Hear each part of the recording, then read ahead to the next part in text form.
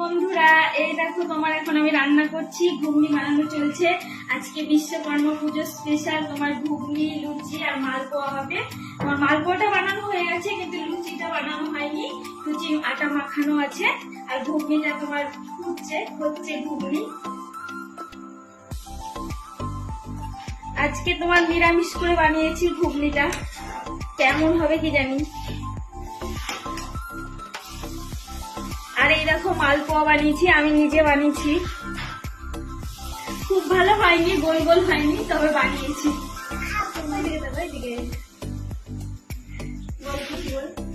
কি বলবি? Bye bye বন্ধুরা।